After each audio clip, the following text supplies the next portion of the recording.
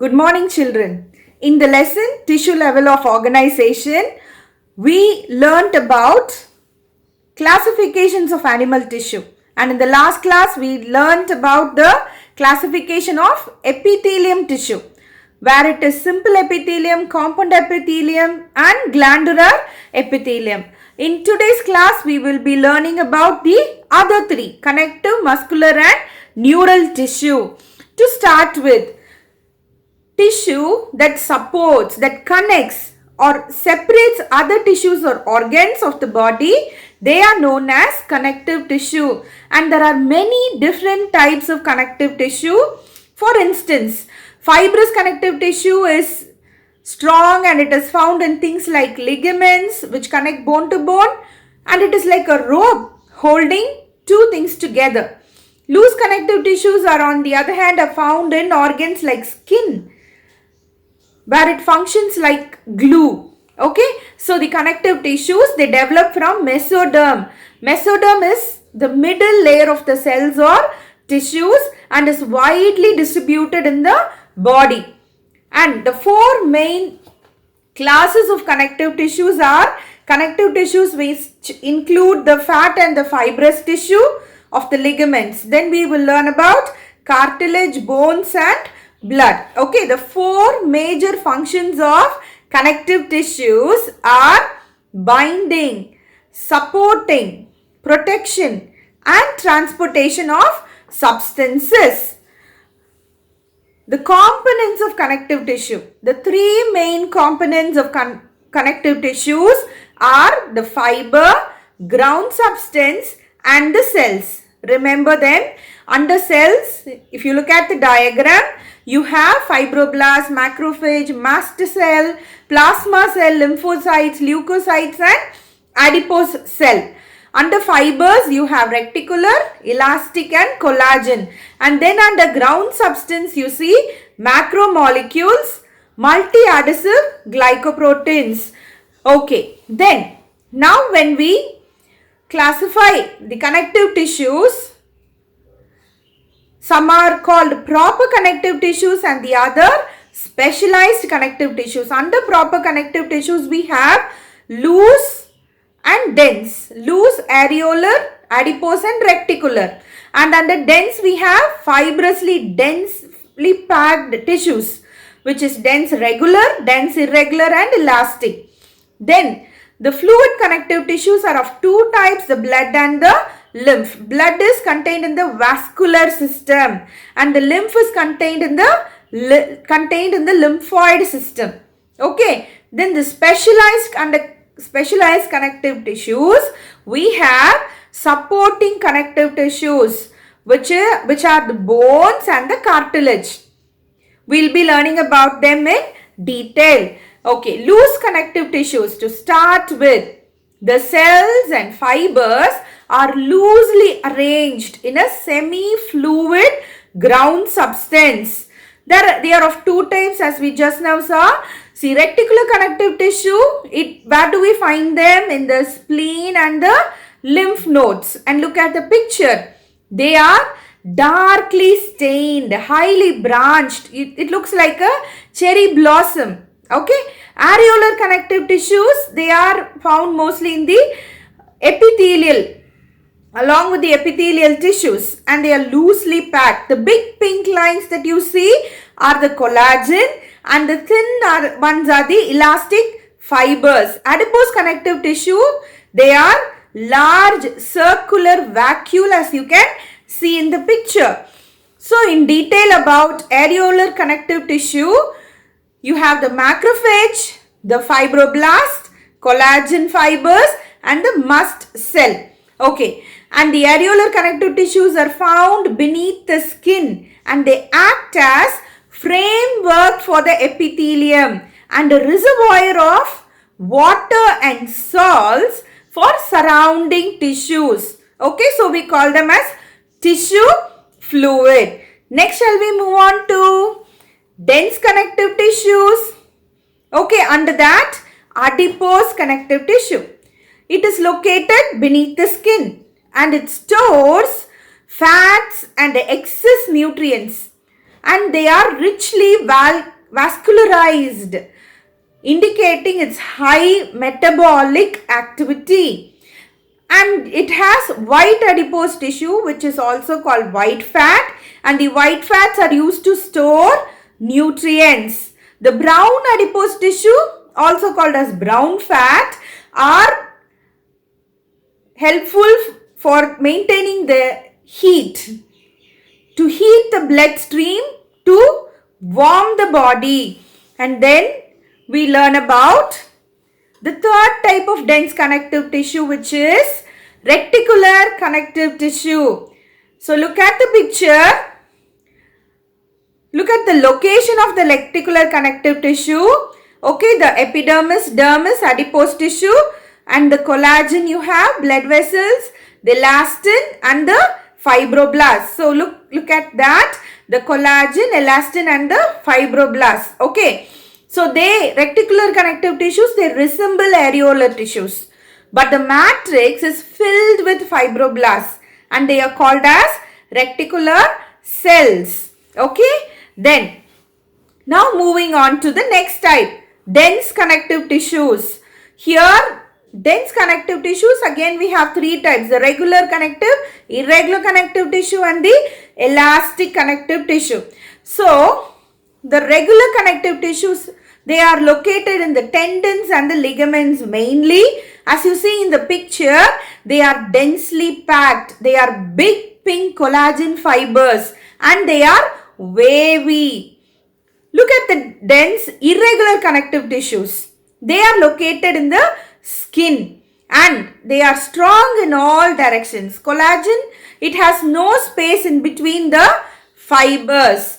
Elastic connective tissues, they are located in the aorta, arterial walls, and they are also densely packed. So to learn about them one by one, we first have the dense regular connective tissues. They contain collagen fibers in rows between many parallel bundles of tissues and a few elastic fibers.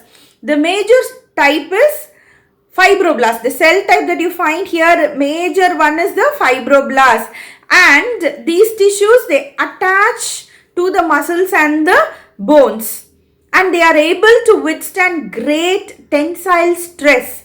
What do you mean by that? Capable of being drawn out or stretched. When pulling force is applied in one direction, they are able to withstand the tensile stress. And they are present in tendons, attached to the skeletal muscles, to bones.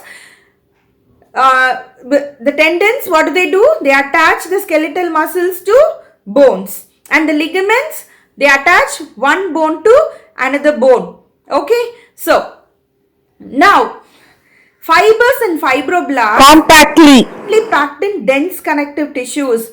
Orientation of fibers show a regular or irregular pattern, and depending upon this pattern, we call them as regular dense ones and the dense irregular tissues. So moving on to dense irregular connective tissues.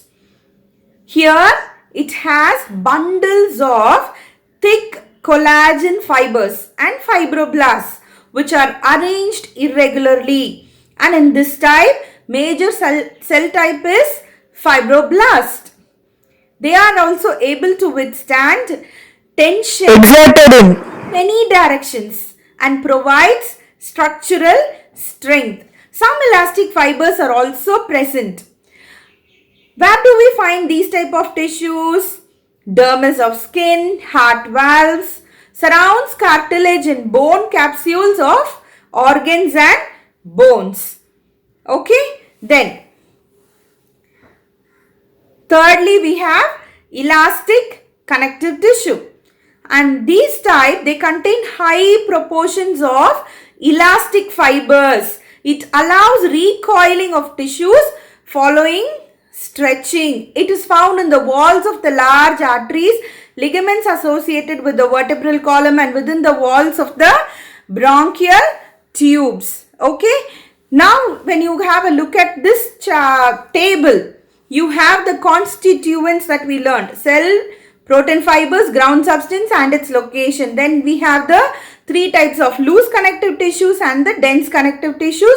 Go through it carefully. Some of the important disorders of connective tissues. They are, you see in the picture, we have Ehlers-Danlos syndrome, where the defect in the synthesis of collagen in the joints, heart valves, organ walls and arterial walls. And then we learn about the Stickler syndrome, where it affects the collagen and results in facial abnormalities. Now we then move on to the specialized connective tissues. Here we have three types: cartilage, bones and blood. Okay, cartilage. It is the intercellular material.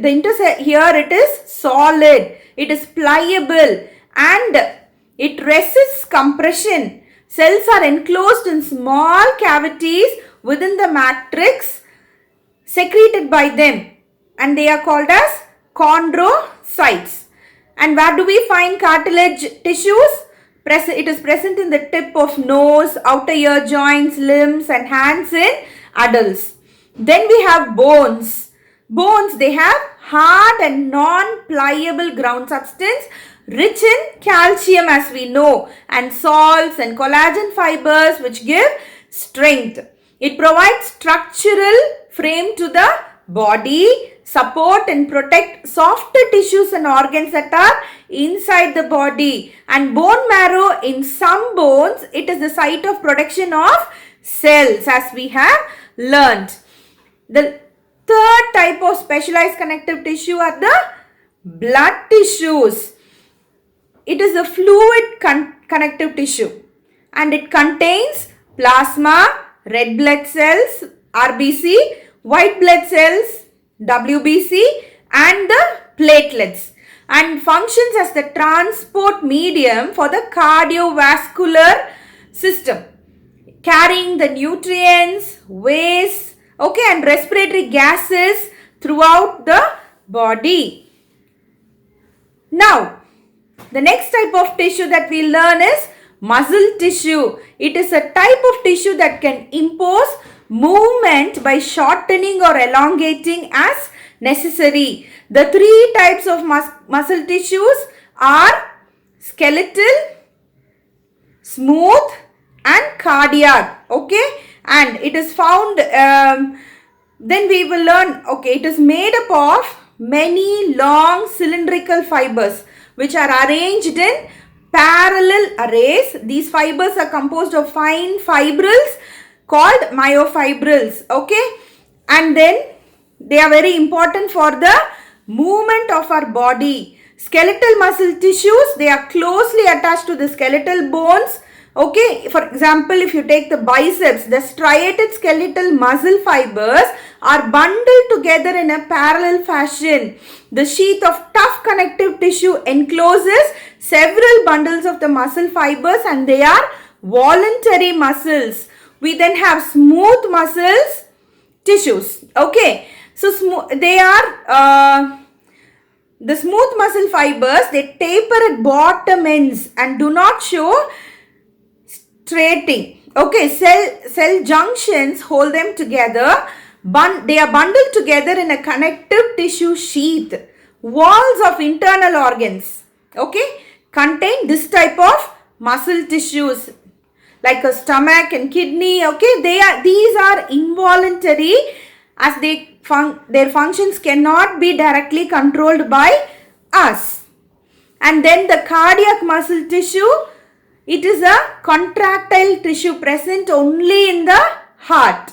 Okay, cell junctions, can you remember what we learnt? It is a combination of cell addition molecules and extracellular matrix, and these help hold animal cells together. So cell junctions fuse the plasma membranes of cardiac muscle cells and make them stick together.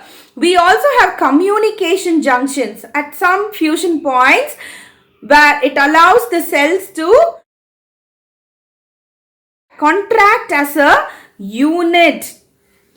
Finally, we come to the neural tissue.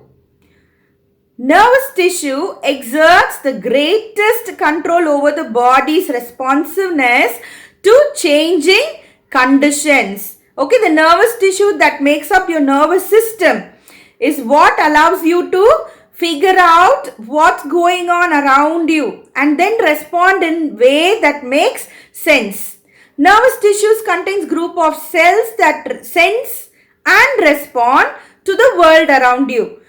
Okay, so the types of nervous tissue, there are three main types in our body: the nerves, the brain, and the spinal cord.